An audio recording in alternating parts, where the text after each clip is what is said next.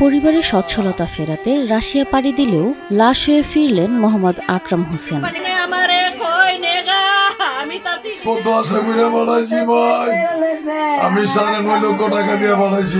ঘরে অভাব, চোখে স্বপ্ন, পরিবারের জন্য কিছু একটা করতেই হবে, এই আশায় রাশিয়ার পথে পা বাড়িয়েছিলেন ব্রাহ্মণবাড়িয়ার তরুণ আকরাম। কিন্তু কে জানতো এই পথই হবে তার জীবনের শেষ যাত্রা। আমি জানছিলাম না এদের সাইলাদা নেই মনে হইব। আমার তো বিচার লাগছে যে আমাকে বাবা গো তুমি এনতে ফলাই আফরো নাইলে আমার ফুতে মা এনতে বাইরে বারে কোনো হেমতা নাই। আশুগঞ্জ উপজেলার হতদরিদ্র পরিবারে জন্ম আকরামের। 3 ভাই 2 বোনের মাঝে সবার বড় তিনি। দায়িত্ব কাঁধে চেপে বসেছিল ছোটবেলা থেকেই।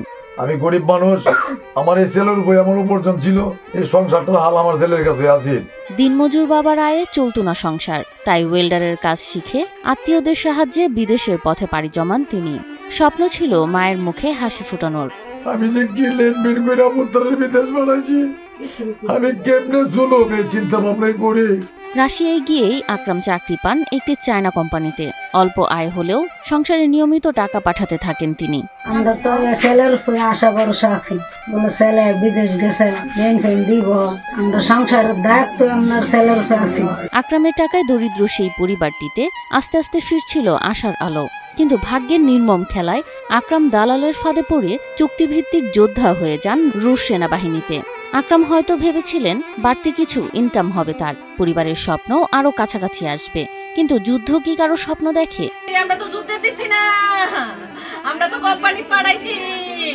ইউক্রেনের এক মিসাইল হামলায় শেষ হয়ে যায় আকরামের জীবন।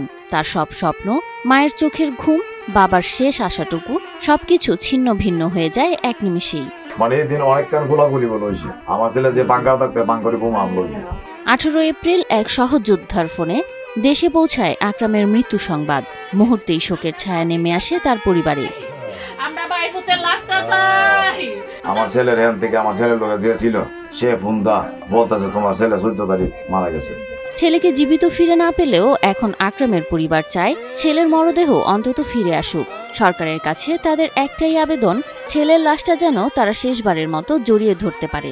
আমার পুত্রের লাশটা দেখতাম চাই, আমার ছেলের লাশটা আমরা দেখতাম চাই। এদিকে রাশিয়া ইউক্রেন যুদ্ধে আশুগঞ্জের যুবকের মৃত্যুর বিষয়টি অবগত হয়ে নিহতের মরদেহ ফিরিয়ে আনতে প্রবাসী কল্যাণ মন্ত্রণালয়ের সাথে যোগাযোগ করছেন বলে জানান আশুগঞ্জ উপজেলার নির্বাহী কর্মকর্তা রাফে মোহাম্মদ ছড়া। লালপুর ইউনিয়নের একটি ছেলে, সে রাশিয়া প্রবাসী, সে রাশিয়া ইউক্রেন যুদ্ধে অংশগ্রহণ করে সেই যুদ্ধে মৃত্যুবরণ করেছে এবং লাশ ফিরিয়ে আনার যে প্রক্রিয়া কি সে বিষয়ে আমার কাছে জানতে চান।